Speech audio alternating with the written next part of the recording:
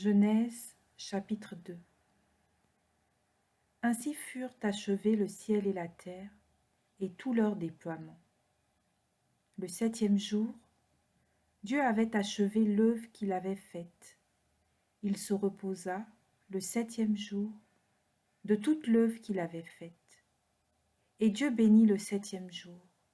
Il le sanctifia, puisque ce jour-là, il se reposa de toute l'œuvre de création qu'il avait faite. Telle fut l'origine du ciel et de la terre lorsqu'ils furent créés. Lorsque le Seigneur Dieu fit la terre et le ciel, aucun buisson n'était encore sur la terre, aucune herbe n'avait poussé, parce que le Seigneur Dieu n'avait pas encore fait pleuvoir sur la terre, et il n'y avait pas d'homme pour travailler le sol. Mais une source montait de la terre et irriguait toute la surface du sol. Alors, le Seigneur Dieu modela l'homme avec la poussière tirée du sol.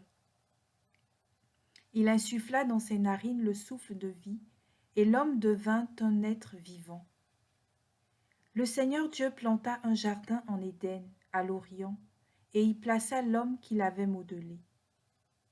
Le Seigneur Dieu fit pousser du sol toutes sortes d'arbres à l'aspect désirable et aux fruits savoureux. Il y avait aussi l'arbre de vie au milieu du jardin, et l'arbre de la connaissance du bien et du mal. Un fleuve sortait d'Éden pour irriguer le jardin, puis il se divisait en 4 bras. Le premier s'appelle le Pishon. Il contourne tout le pays de Havila où l'on trouve de l'or. Et l'or de ce pays est bon, ainsi que de l'ambre jaune et de la cornaline. Le deuxième fleuve s'appelle le Gihon. Il contourne tout le pays de Couche. Le troisième fleuve s'appelle le Tigre. Il coule à l'est d'Assour. Le 4e fleuve est l'Euphrate. Le Seigneur Dieu prit l'homme et le conduisit dans le jardin d'Éden pour qu'il le travaille et le garde. Le Seigneur Dieu donna à l'homme cet ordre. Tu peux manger les fruits de tous les arbres du jardin, mais l'arbre de la connaissance du bien et du mal, tu n'en mangeras pas, car le jour où tu en mangeras, tu mourras. Le Seigneur Dieu dit, il n'est pas bon que l'homme soit seul. Je vais lui faire une aide qui lui correspondra. Avec de la terre, le Seigneur Dieu modela toutes les bêtes des champs et tous les oiseaux du ciel, et il les amena vers l'homme, pour voir quel nom il leur donnerait.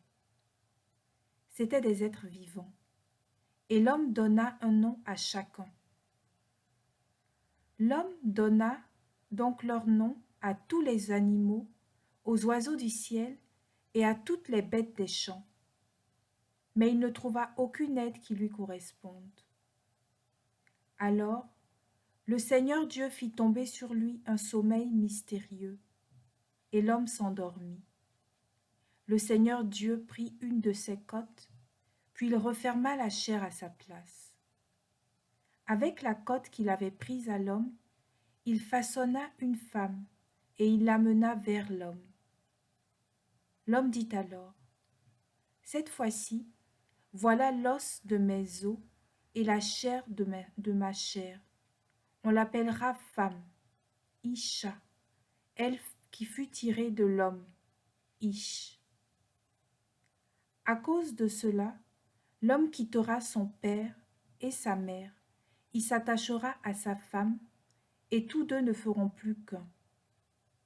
Tous les deux, l'homme et sa femme, étaient nus, et ils n'en éprouvaient aucune honte l'un devant l'autre.